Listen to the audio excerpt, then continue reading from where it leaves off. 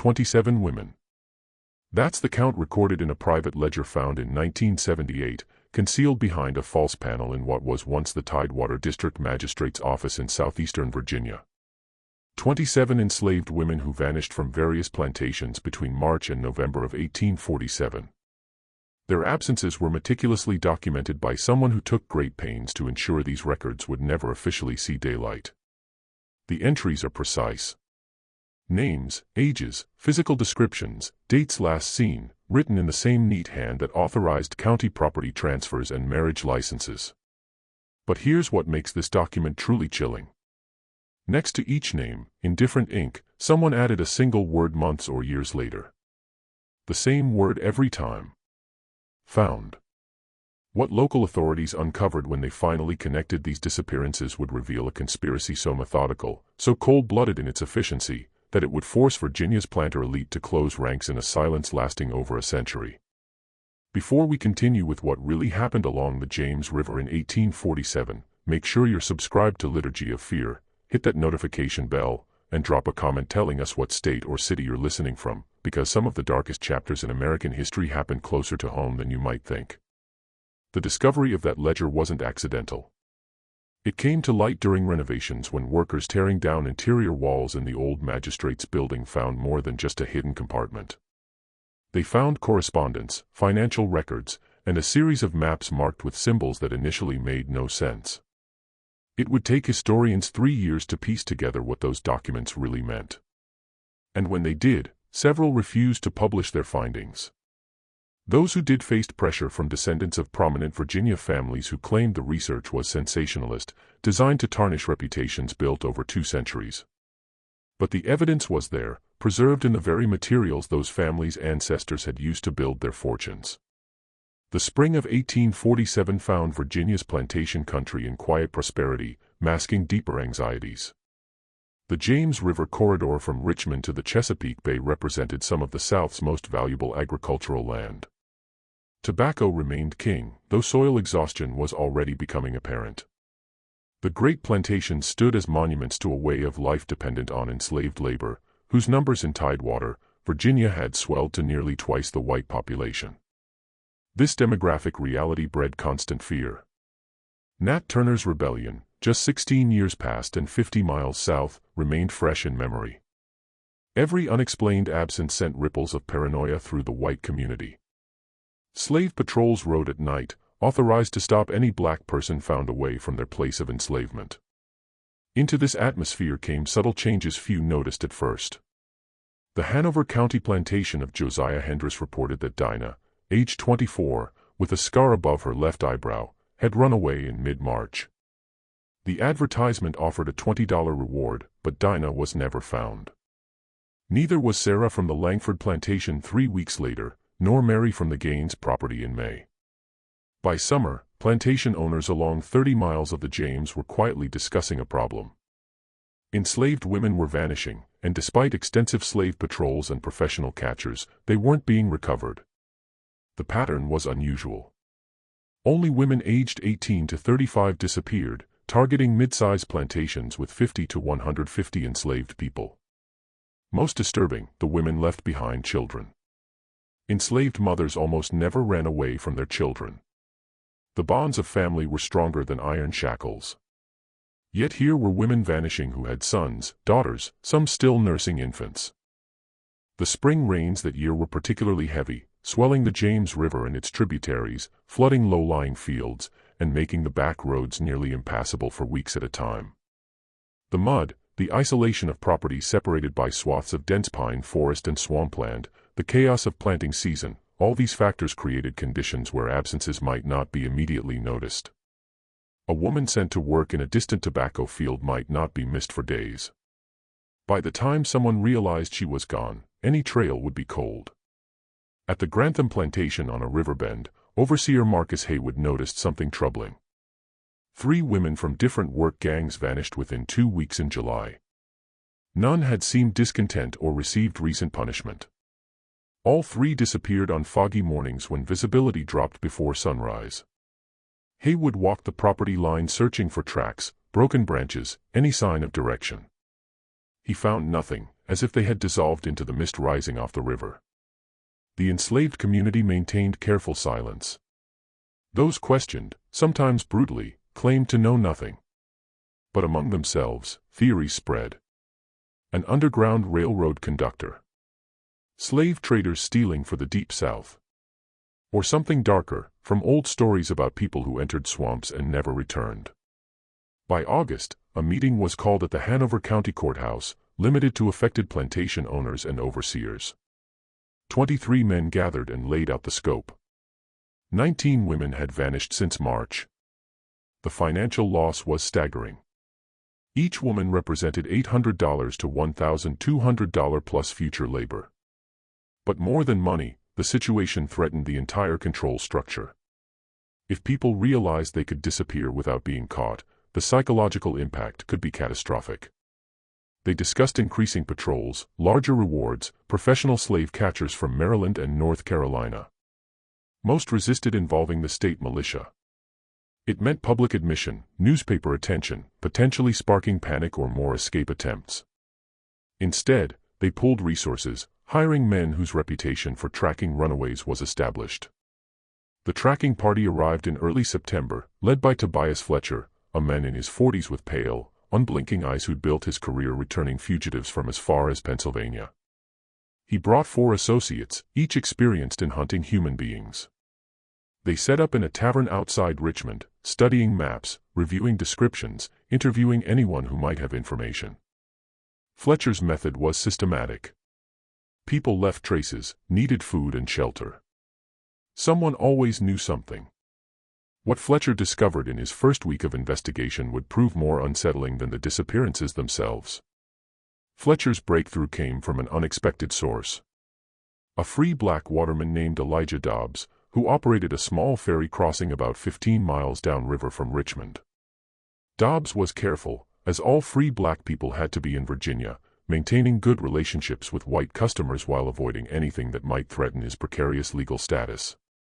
But Fletcher had a reputation for paying for information, and Dobbs had something to sell.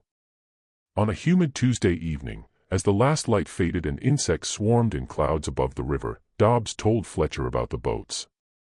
He'd seen them 3 times over the past 6 months. Always at night, always moving downriver with the current, always manned by 2 or 3 figures who knew how to handle watercraft with unusual skill. The boats were clinker-built, the kind used for river trade, nothing remarkable except that they passed in darkness without lights, which was both dangerous and suspicious. Boats traveling at night usually carried lanterns to avoid collisions and snags. These vessels moved dark and quiet, visible only when the moon was bright enough to catch the gleam of water on oar blades. The last time he'd seen one, perhaps 6 weeks ago, Dobbs had been checking his ferry lines near midnight when he heard the soft splash of oars. He'd stepped into the shadows and watched. The boat passed within 30 feet of where he stood. He couldn't make out faces in the darkness, but he'd seen something that stuck with him, the silhouettes of multiple people sitting in the boat who never moved, never spoke, just sat perfectly still as the vessel slipped downstream. Something about their stillness had been wrong. Living people, even trying to be quiet, shifted and breathed and adjusted their positions. These figures might have been statues. Fletcher absorbed this information without visible reaction, paid Dobbs $5, and added a quiet warning. If the waterman mentioned this conversation to anyone else, Fletcher would ensure he regretted it. Free papers could be challenged, lost, declared forgeries. Dobbs understood perfectly. Over the next several days, Fletcher expanded his investigation along the river, talking to other watermen, fishermen, people who lived along the banks and might have seen unusual activity. Most claimed ignorance, but patterns emerged. Scattered reports of boats moving at night. A ferryman near Shirley Plantation who'd noticed the water unexpectedly rough one morning, suggesting heavy traffic during the night. A fisherman who'd found fresh footprints on a sandbar where no one should have been walking. The more Fletcher learned, the more certain he became that the river itself was the key. The James River system was extensive, with dozens of creeks and tributaries branching into the interior, many navigable by small boat. Someone using waterways could move people without leaving tracks on roads, could bypass the system of checkpoints and patrols that made overland escape so difficult. But this raised new questions. Where were they going? The river led eventually to the Chesapeake Bay and the Atlantic beyond. But you couldn't simply row enslaved women to freedom. Even reaching northern states required careful planning, safe houses, contacts.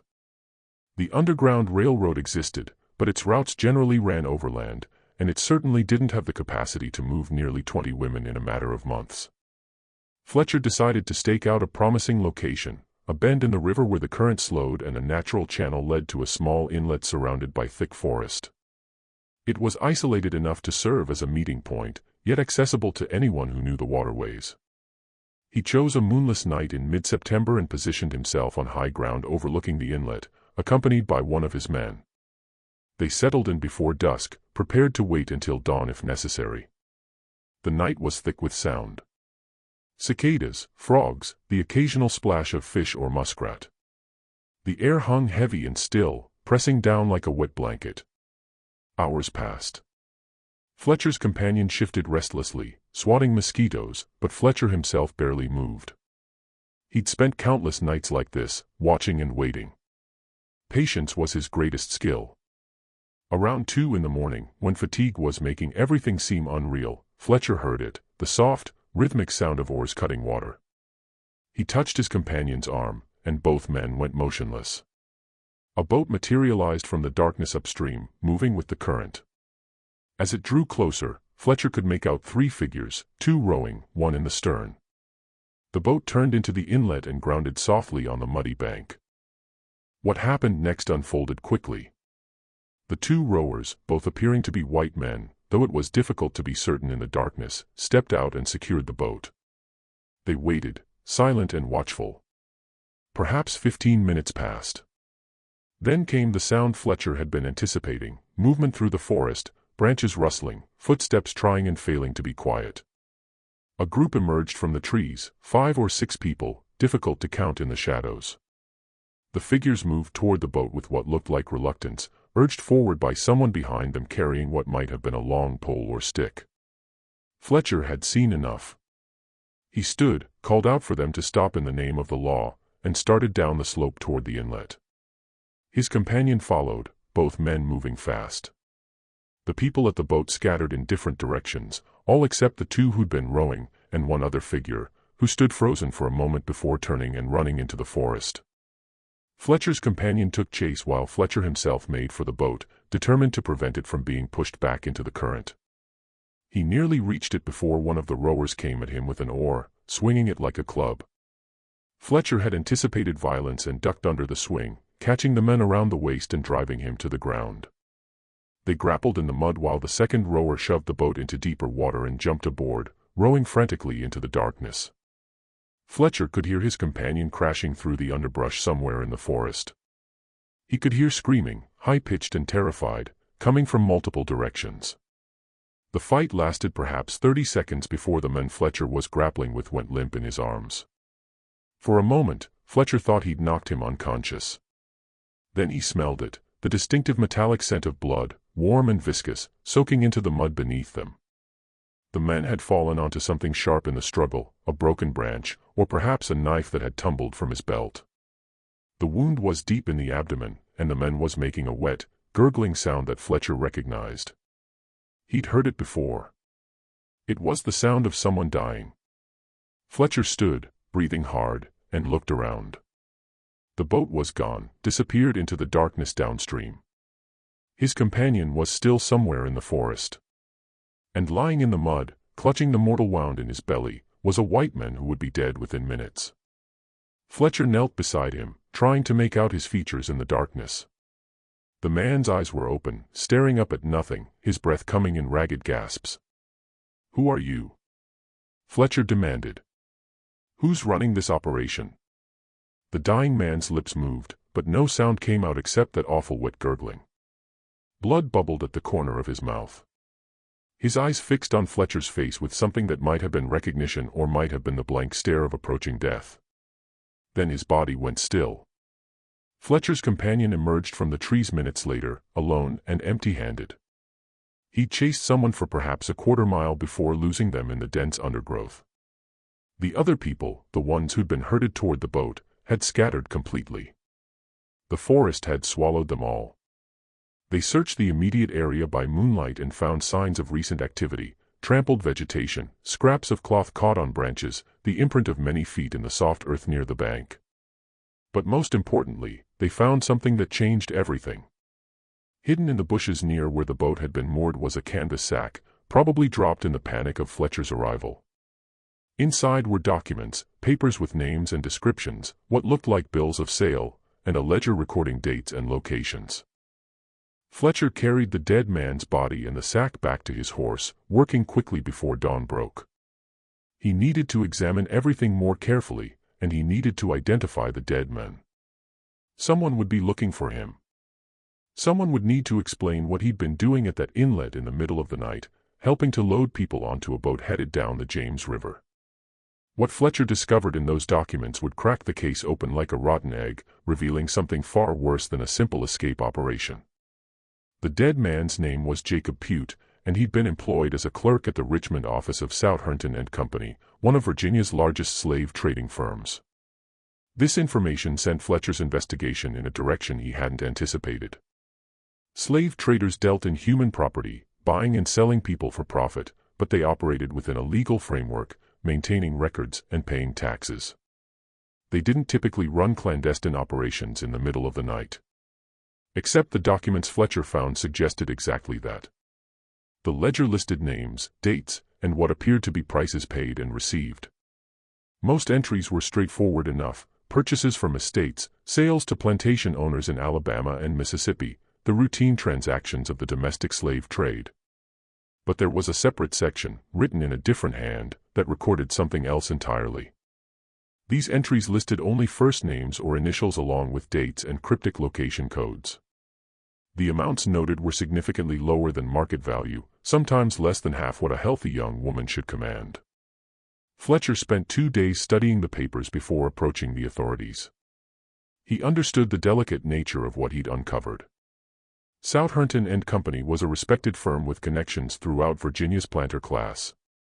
Accusing them of criminal activity without ironclad proof would be professionally suicidal. But the evidence was compelling, and Pute's death at the scene of an obvious smuggling operation gave Fletcher legal standing to push further. The magistrate he finally approached was George Reynolds, a man in his 50s who'd served Hanover County for 2 decades and knew every prominent family in the region. Reynolds examined Fletcher's evidence with an expression that grew progressively darker. When he finally looked up, his first words were not what Fletcher expected. "How many people know about this?" Fletcher had brought no one else. Reynolds nodded slowly, as if this confirmed something he'd been thinking. Then he explained what Fletcher's investigation had stumbled into. The domestic slave trade was Virginia's dirty secret, though everyone knew it existed. The state's exhausted tobacco lands couldn't support the population of enslaved people that generations of natural increase had created. Meanwhile, the cotton boom in Alabama, Mississippi, Louisiana, and Texas created insatiable demand for labor. Virginia had become a breeding ground and export center, selling people south by the thousands every year. Families were separated, children torn from mothers, husbands from wives, all perfectly legal under Virginia law. The trade was brutal but profitable, and many prominent families supplemented their declining agricultural income through these sales. But even within this system, there were lines that weren't supposed to be crossed. Enslaved people sold south were supposed to be legally owned, properly documented, their sale recorded and taxed. What Fletcher had uncovered was something different, a network that was taking enslaved women without documentation, moving them downriver, and presumably selling them in markets where no one would ask questions about their origin. This wasn't just illegal. It was theft from other slaveholders, a violation of the property rights that formed the foundation of the entire system. Reynolds's concern wasn't humanitarian. He didn't care about the women being taken except as items of stolen property. What worried him was the threat to social stability. If plantation owners couldn't trust that their human property was secure, if there was an organized network stealing enslaved people for profit, it undermined everyone's investment.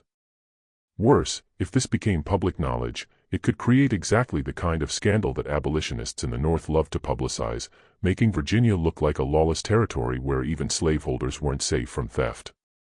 The magistrate decided that Fletcher's investigation would continue, but quietly. No public announcements, no newspaper coverage beyond the routine runaway advertisements that had already appeared. Reynolds himself would contact certain plantation owners, those whose women had disappeared, and arrange for a private meeting. Meanwhile, Fletcher would follow the trail downstream, trying to determine where the boats were going and who was receiving the stolen property. This is where the investigation took its darkest turn. Fletcher traveled downriver, following the James toward the Chesapeake, questioning dock workers and tavern keepers. The trail led to City Point, where the Appomattox joined the James. Here, information came easier. What Fletcher sought wasn't unusual. It was business as usual. 3 witnesses confirmed boats matching his description at City Point docks, arriving after dark, departing before dawn. Cargo had been transferred to larger vessels bound for southern ports. No one found this strange. Enslaved people moved through City Point constantly, shipped to Charleston, Savannah, Mobile, New Orleans. No one looked closely at documents or asked uncomfortable questions. Fletcher identified the Catherine Marie, a coastal trader making regular runs to Charleston. Its June manifest listed 32 enslaved people. Comparing with Pute's ledger, the correlations were obvious. At least 6 of the disappeared women had likely been on that ship under different names, described as legally owned property, though actually stolen. The scheme's beauty was its simplicity. Virginia's domestic trade moved thousands monthly. Documentation was often sloppy for distant sales. A woman from Hanover County could be given a false name, described as property of a fictitious owner selling due to debt, and shipped to Charleston where no one would connect her to a Richmond advertisement. She'd be sold at auction, money flowing to conspirators while the original owner absorbed the loss. But this raised the question that Fletcher couldn't answer: how were they taking the women in the first place? Enslaved people didn't just wander off plantations. They were watched, controlled, their movements restricted and supervised. Yet nearly 30 women had been removed without apparent struggle, without witnesses, without anyone seeing enough to sound an alarm until they were already gone. The more Fletcher learned about the distribution network, the less he understood about the initial abduction. The answer came from an unexpected source. One of the women who disappeared managed to come back. Her name was Rachel, and she'd been taken from a plantation in Goochland County in early August. She reappeared in late September, walking into the county courthouse in a state of near collapse, barely able to speak, her feet bloodied and her clothing torn. What she told authorities once they got her water and somewhere to sit would explain everything and nothing, revealing a conspiracy that went deeper than anyone had imagined while raising questions that could never be fully answered. Rachel's story began on an August morning when she'd been working in the tobacco fields. An overseer, not the one assigned to her gang, someone she'd never seen before, had called her name and told her the plantation owner wanted to see her immediately. This was unusual, but not unprecedented. She'd followed the men toward the main house, wondering what she'd done wrong, already preparing herself for punishment. But instead of taking her to the main house, the overseer had led her to a wagon waiting on a side road, where 2 other women from neighboring plantations were already sitting, looking confused and frightened. Before Rachel could run or scream, she'd been grabbed. A cloth soaked in something sweet-smelling had been pressed over her face, and darkness had swallowed her. She'd woken hours later in the hold of a boat, her wrists bound, her head pounding, unable to see anything in the complete blackness below deck. She could hear other women breathing around her, could hear the creak of wood and the splash of water against the hull. The boat had been moving downriver. What followed existed in fragments. Darkness. Being moved between locations. Examined by men speaking about her as livestock. Held in a warehouse near water, where she heard ships and smelled salt air. Then chaos. Shouting. Something breaking. Running. In the confusion, Rachel slipped away and hid. Her journey back took 2 weeks, traveling at night, stealing food, drinking from streams, following the North Star and the river. She had no clear memory of her captors' faces, no names, only that some were white and at least one was black, possibly enslaved and forced to participate. The drug left her memories hazy. Rachel's return confirmed Fletcher's theory. An organized network had been systematically kidnapping women, drugging them, moving them downriver, holding them near City Point before shipping them south. The operation required insider knowledge of which plantations to target, when overseers would be distracted. It required resources, boats, holding facilities, southern market contacts. And it required ruthlessness, a willingness to kidnap and sell human beings with no regard for violence or property law. Fletcher had identified the distribution method. He had Jacob Pute's ledger connecting Southampton and Company to the illegal sales. He had Rachel's testimony about the kidnapping process. What he didn't have was the identity of the person running the operation, the individual who'd planned everything and profited most from it. That would require one more piece of evidence, one more break in the case that would come from the last place anyone expected. The meeting at Eagle Tavern in Richmond gathered 14 plantation owners, Fletcher, 2 sheriffs, and Thomas Waverly, a young attorney from the governor's office. Reynolds presented Fletcher's findings: nighttime boats, Pute's death and ledger, Southampton and Company's connection, Rachel's testimony about being drugged and held captive. The mood shifted from anger to something darker as the conspiracy's scope became clear. These weren't runaway slaves. This was theft by other members of their own class, people they did business with, attended church with, shared social obligations with. Discussion grew heated. Some wanted immediate raids on Southampton and Company, public prosecution. But Reynolds and others urged caution. James Southampton sat on 3 bank boards, had served in the legislature. Accusing him without absolute proof would trigger years of legal battles, destroying reputations. Thomas Waverly added another concern: publicity. Abolitionists would seize this as proof of systemic corruption, argue for federal intervention. Better to handle it quietly, prosecute without fanfare, avoid giving ammunition to slavery's enemies. Fletcher listened to all this with growing frustration. He was being paid to solve a mystery, and he'd solved it. The criminals were identifiable. The evidence was solid. That should be the end of the matter. But as he listened to these wealthy men debate strategy and public relations, he began to understand that the truth was more complicated than he'd realized. Discussion focused on a crucial question: the women sold south. Rachel had escaped, but she was the only one. The others, 26 women, were scattered across plantations from Carolina to Louisiana, living under false names, unable to prove their true identity. Recovering them would be nearly impossible, requiring multi-state cooperation and proof of ownership established months after the fact. Harrison Wickham, who'd lost 2 women, made a stunning proposal: let it go. Accept the financial loss. Shut down the network, but don't pursue prosecution that would expose everything publicly. The women were gone, already sold.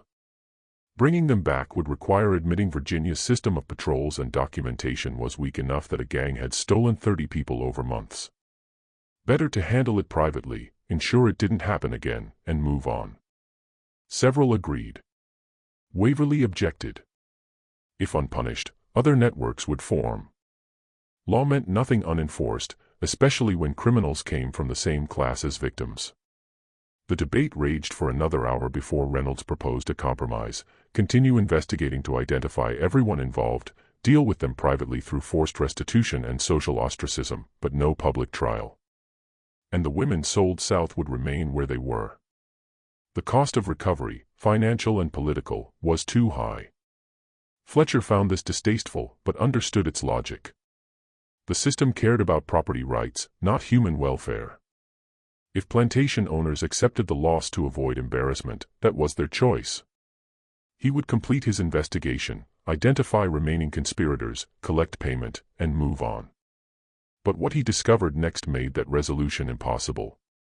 Following the money in Pute's ledger led Fletcher to Samuel Ridgway, a Bank of Virginia clerk processing transfers from Southampton and Company to individuals whose names appeared on no official business records. When confronted, Ridgway collapsed, confessing everything in a tearful breakdown. Ridgway explained the operation. James Southampton had conceived the plan, recognizing Virginia's slave trading business faced increasing criticism and uncertain prospects. He decided to maximize profits while the system still existed, even if that meant stepping outside legal boundaries. Southampton recruited employees, including Pute, For kidnapping and transportation, targeting plantations where security was lax, overseers drunk or incompetent, where large numbers of enslaved people made absences less noticeable. The drugging technique came from Dr. Marcus Etherbrook, who provided compounds to render someone unconscious without killing them. The holding facility was a City Point warehouse owned by a shipping company Southampton had stakes in. Forged paperwork was created by lawyer Philip Ardmore, who specialized in estate sales and had access to needed seals and signatures. Everyone involved received handsome payment, shares of profits far exceeding legal work. The operation had run nearly 8 months before Fletcher caught Pute. In that time, they'd stolen and sold 27 women, generating approximately $22,000, a staggering sum split among conspirators.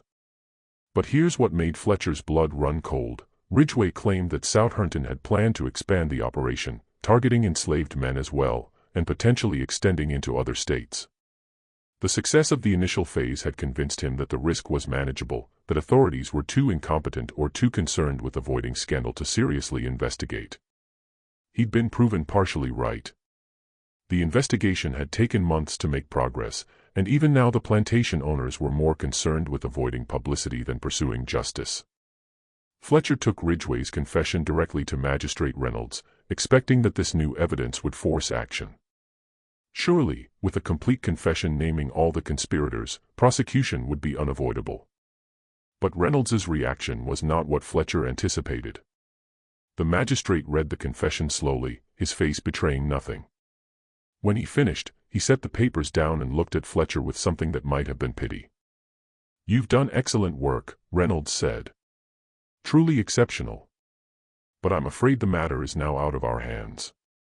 What Reynolds explained next revealed a layer of corruption that Fletcher hadn't even suspected. James Southampton had connections that extended far beyond business relationships. His brother-in-law sat on the Virginia Supreme Court. His first cousin was a ranking member of the state legislature. His business partners included 2 of the men who'd attended the meeting at the Eagle Tavern, plantation owners who'd publicly expressed outrage while privately sharing in the profits of the kidnapping operation. The investigation had uncovered a conspiracy that implicated some of the most powerful people in Virginia. Prosecuting them publicly would require confronting families that had controlled the state's economy and politics for generations. It would mean exposing a network of corruption that went far beyond one slave trading company, revealing how thoroughly the pursuit of profit had corrupted institutions that were supposed to uphold law and order. The political fallout would be enormous. Reynolds informed Fletcher that his services were no longer required. The investigation was being closed. Fletcher would receive payment for his work, plus a generous bonus for his discretion, but any records he'd collected should be turned over to the magistrate's office immediately. The confession Samuel Ridgway had provided would disappear into a locked cabinet, along with Jacob Pute's ledger and all other evidence Fletcher had gathered. Fletcher protested, argued, threatened to go public himself with what he'd learned. But Reynolds was ready for this response. Going public would accomplish nothing, the magistrate explained patiently. Fletcher had no documents, Reynolds would see to that. He had no credible witnesses, Ridgway would recant his confession. Rachel's testimony would be dismissed as unreliable. And everyone else involved would deny everything. A professional slave catcher accusing prominent citizens of conspiracy would be seen as a man trying to shake them down for money. Fletcher's reputation would be destroyed, his career ended, and he might even face criminal charges for slander. The system was protecting itself, closing ranks against the truth. Fletcher understood that he'd lost before he'd even realized he was in a fight. He accepted his payment, handed over his records, and left Virginia the following week, never to return. But the story didn't end there. Samuel Ridgway's body was discovered in the James River 3 days after his confession, tangled in tree roots near the Rocket's Landing docks in Richmond. The official determination was suicide by drowning, a man overcome by guilt and despair. No one mentioned that his hands had been bound before he went into the water, or that bruises around his throat suggested he'd been unconscious before he drowned. The sheriff who examined the body noted these details in his private journal but signed off on suicide for the public record. Dr. Marcus Etherbrook left Virginia in early November, supposedly to take a position at a hospital in Baltimore. He never arrived. His carriage was found abandoned on a road north of Fredericksburg, one wheel broken, the horses gone, no sign of the doctor himself. Another mysterious disappearance in a year that had seen too many. The authorities conducted a brief search but concluded that Etherbrook had probably been robbed and killed by highwaymen, his body hidden somewhere in the dense forest along the road. The case was never solved. Philip Ardmore, the lawyer who'd forged the documents, developed a sudden interest in moving west. He sold his practice in Richmond and departed for Tennessee, where he supposedly planned to start fresh. According to records, he did establish a new practice in Memphis, but he died less than a year later from what was described as a fever. He was 38 years old and had been in good health. The pattern was obvious to anyone paying attention. Everyone who'd participated in the conspiracy at an operational level was either dead or driven out of Virginia within months of Fletcher's investigation being shut down. The people who'd actually done the work of kidnapping, drugging, transporting, and documenting the stolen women were being systematically eliminated, ensuring their silence permanently. Only the highest level of the conspiracy, James Southernton and his partners among the plantation elite, remained untouched. The enslaved community in Tidewater, Virginia, meanwhile, noticed that the disappearances had stopped. No more women vanished from tobacco fields or quarters in the night. The boats moving silently down the James River were no longer seen by watermen working late hours. Whatever had been happening was over, shut down as suddenly as it had begun. But the knowledge of what had occurred spread through whispered conversations, becoming part of the oral history that enslaved people passed down to their children. Be careful. Trust no one, because even those who claim to own you legally might find ways to make you disappear entirely. Rachel, the woman who'd escaped and testified, found herself in an impossible position. Her owner, upon her return, had been pleased to recover his property, but deeply unhappy about her involvement in the investigation. Her testimony had embarrassed him, forced him to acknowledge publicly that his plantation security was inadequate. Within a month of Fletcher's departure from Virginia, Rachel was sold south, legally this time, with proper documentation, to a cotton plantation in Alabama. The official reason was that she'd become difficult and unreliable, unsuitable for work in Virginia. The real reason was that she knew too much, and her presence served as an uncomfortable reminder of a scandal everyone wanted to forget. The only person from the investigation who remained in Virginia and attempted to pursue the matter further was Thomas Waverly, the young attorney who'd represented the governor's office. Waverly had been appalled by how the case was handled, by the blatant corruption and the willingness of authorities to protect criminals because of their social status. He wrote a detailed report to the governor describing everything he'd learned and recommending prosecution despite the political difficulties. The governor never responded to this report. Instead, Waverly was quietly reassigned to administrative duties that kept him far from any real legal work.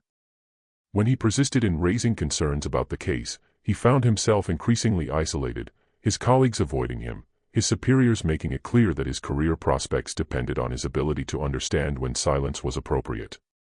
Waverly held out for 6 months before resigning his position and leaving Virginia entirely, joining a law practice in Philadelphia, where he later became involved with the abolitionist movement. By the end of 1848, 14 months after the first disappearances, the entire affair had been successfully buried.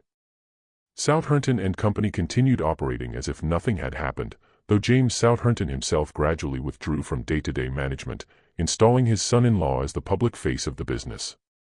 The plantation owners who'd lost women absorbed their financial losses and moved on.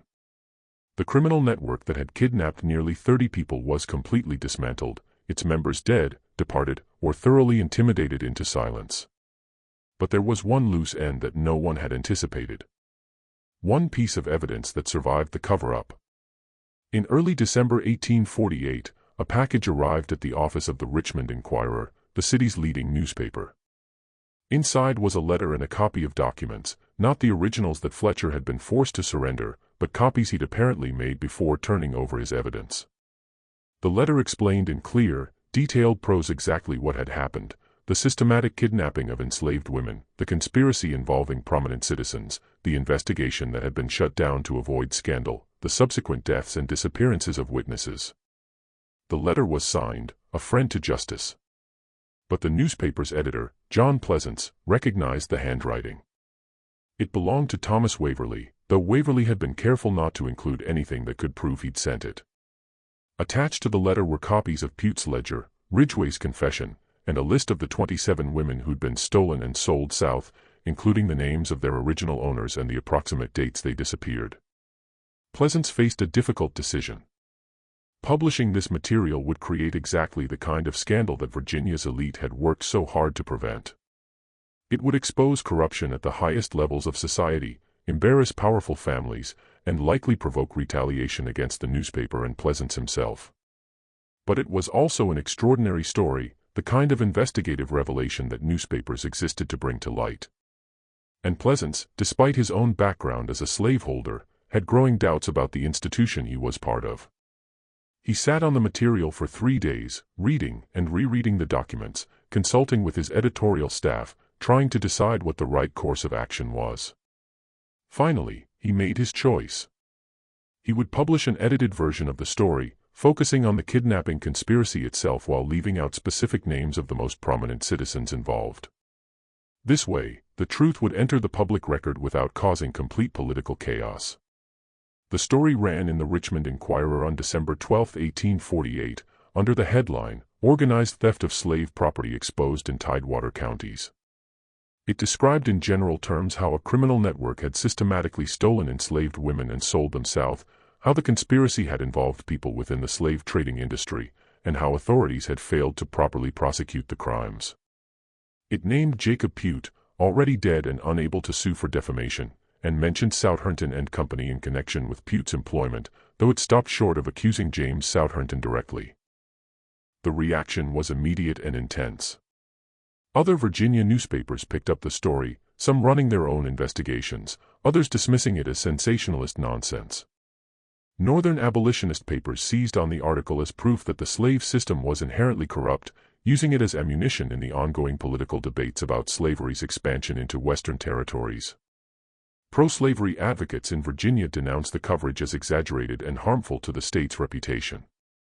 James Southerton himself published a statement denying any wrongdoing, claiming that Pute had been a rogue employee acting without authorization and threatening legal action against anyone who suggested otherwise. Several of the plantation owners who'd lost women wrote letters to the editor confirming that disappearances had occurred, but expressing confidence that they were due to escapes rather than kidnapping. Magistrate Reynolds issued a brief statement saying that his office had investigated the matter thoroughly and found no evidence of conspiracy beyond one reckless criminal who'd since died. But the damage was done.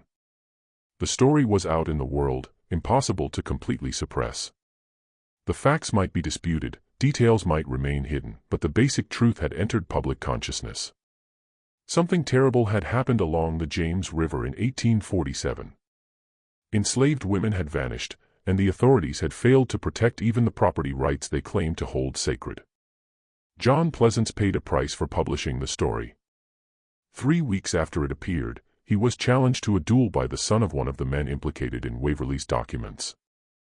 The duel was ostensibly about an unrelated editorial, but everyone understood the real reason. Pleasance accepted the challenge as honor demanded and was killed by a pistol shot to the chest on a cold morning in January 1849.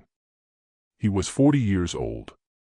The killing of a newspaper editor for publishing an inconvenient truth shocked even Virginia's duel-accustomed society.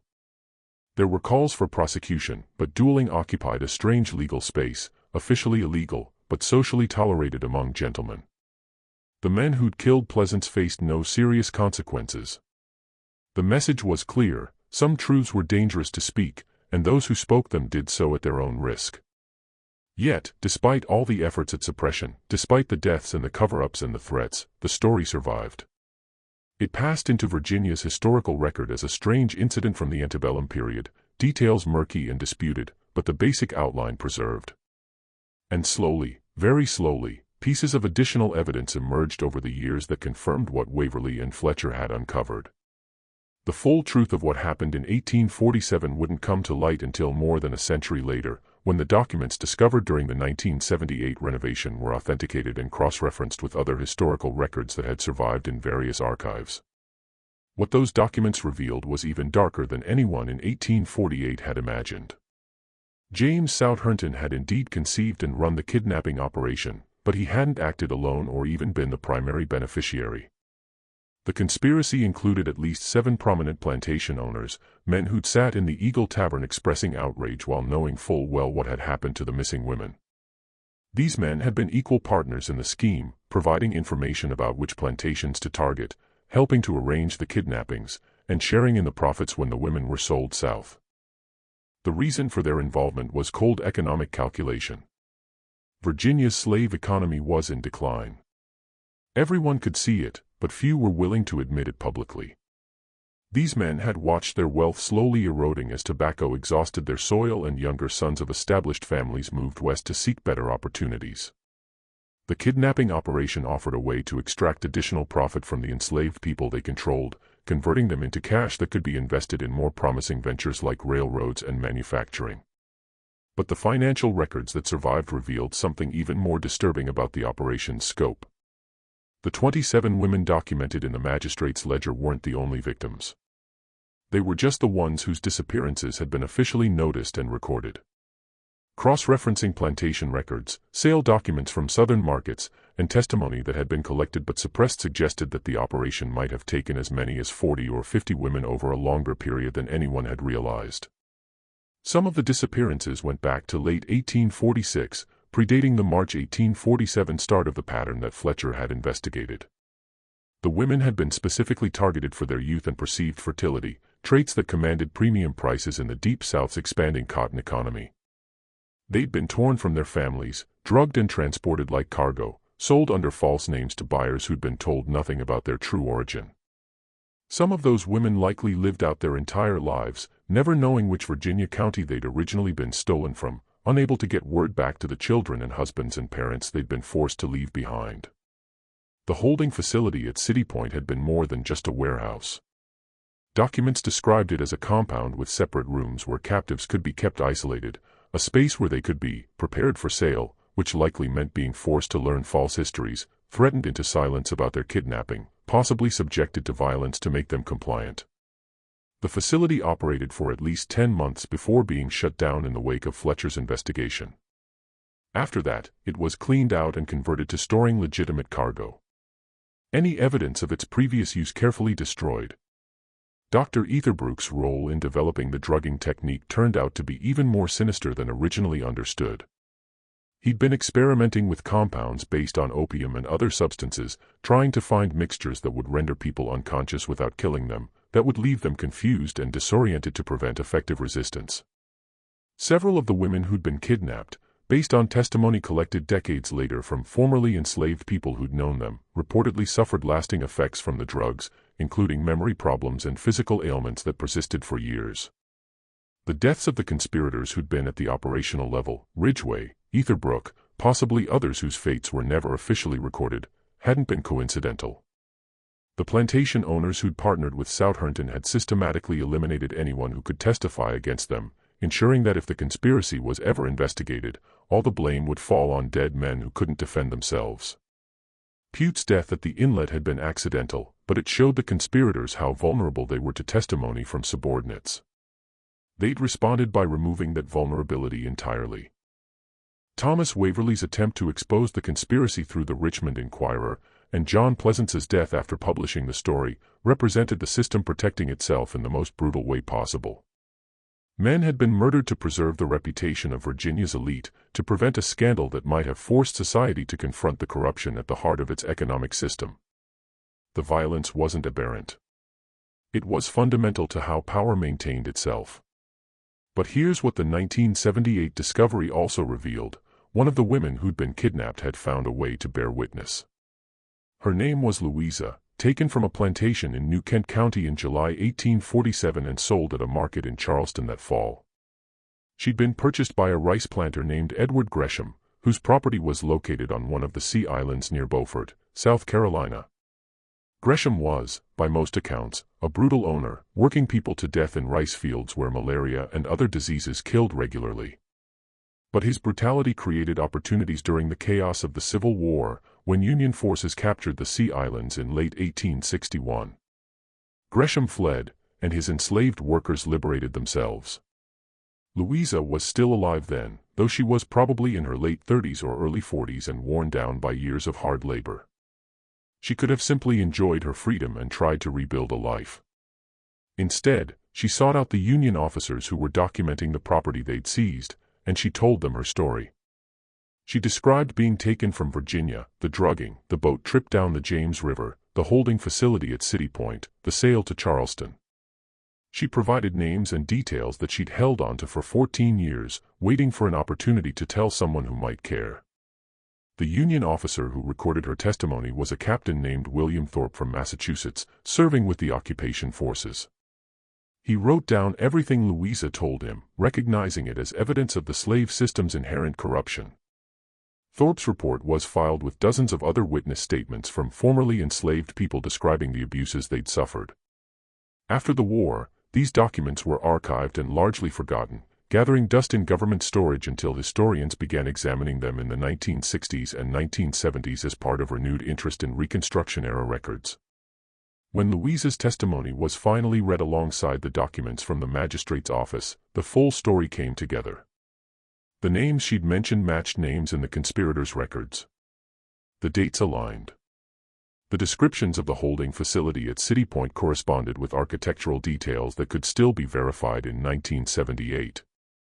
She'd even remembered the false name she'd been given, Mary Jenkins, and historians were able to find a Mary Jenkins in the Charleston market records from fall 1847, described as being sold from the estate of a deceased Virginia farmer. Louisa's testimony didn't explain everything. There were still gaps, missing pieces, questions that could never be answered. But it provided verification from someone who'd lived through the horror, who'd spent 14 years carrying the truth until she found someone willing to listen. And embedded in her testimony was a detail that none of the other records had captured, what it felt like to be one of the women taken.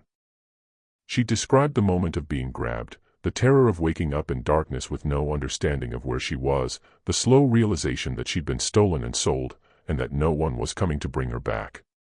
She described the other women crying, calling out for children and husbands, begging to be let go. She described the desperate hope that someone would discover what had happened, that the law would intervene, that somehow this nightmare would end. And then she described the gradual crushing of that hope as days became weeks, and they were loaded onto ships and taken further and further from anything familiar. That was the truth of what happened along the James River in 1847. Not just a criminal conspiracy or a property theft, but a sustained act of terror inflicted on women who had no power to resist, no voice to protest, no protection from a system that viewed them as assets rather than human beings. The conspiracy was possible because the entire structure of slavery created conditions where such crimes could occur and be covered up with minimal effort. The real crime wasn't just what Southerton and his partners did. It was the system that made their actions feasible and that prioritized protecting powerful men over seeking justice for the powerless. The documents discovered in 1978 created a brief scholarly controversy. Historians debated how widely the findings should be published, whether it was appropriate to name the descendants of the men who'd been implicated, how much weight to give testimony collected more than a century after the events it described. Some argued that the historical record should be as complete and honest as possible, that understanding past crimes was necessary to prevent their repetition. Others worried about unfairly tarnishing family reputations based on the actions of ancestors who'd lived in a different moral context. In the end, the academic papers that were published tended to focus on the operational details of the kidnapping conspiracy while being circumspect about naming names. The plantation owners who'd partnered with Southerton were generally identified only by initials or described vaguely as prominent Tidewater families. James Southerton's role was documented but contextualized within the broader economics of Virginia's declining slave economy. The tone was analytical rather than accusatory, focusing on systemic factors that enabled such conspiracies rather than individual moral culpability. Local Virginia historians were less comfortable with the findings. Several published rebuttals questioning the authenticity of the documents, suggesting that the ledger could have been forged, that Louisa's testimony might have been confused or embellished. One historical society member wrote an impassioned defense of the Southerton family, noting their contributions to Richmond's development and characterizing the conspiracy allegations as unfair demonization of ancestors who couldn't defend themselves.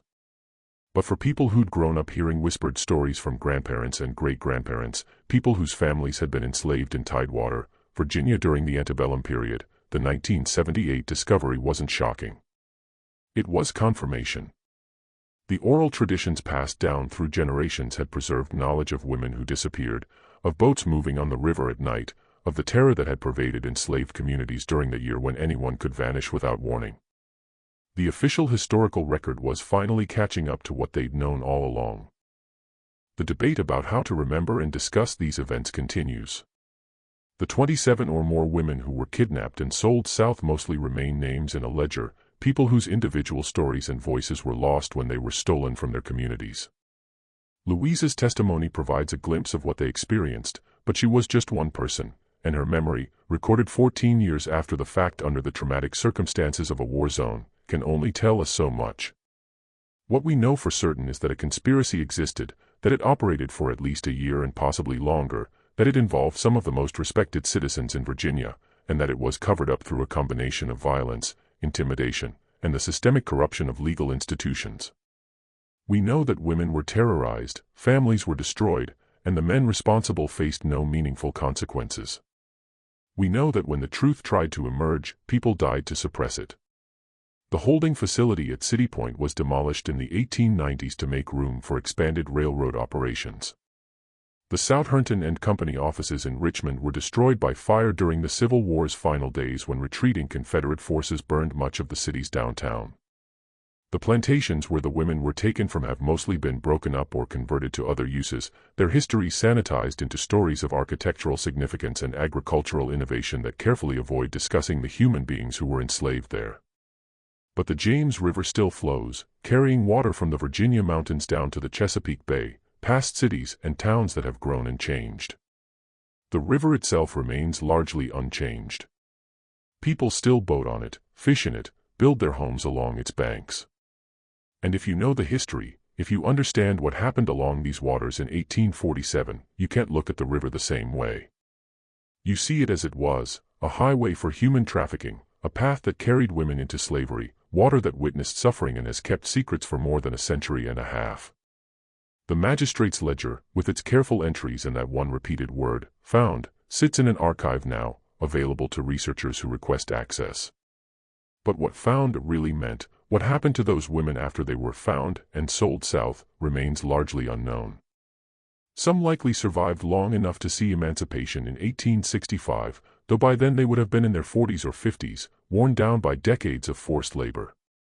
Others probably died young, killed by disease or childbirth or the brutal conditions of cotton and rice cultivation. A few might have escaped again during the chaos of the Civil War, making their way north to freedom. But most would have lived out their lives far from Virginia, unable to return to the families they'd been torn from, unable even to be buried in the communities they'd come from. That's the final horror of what happened.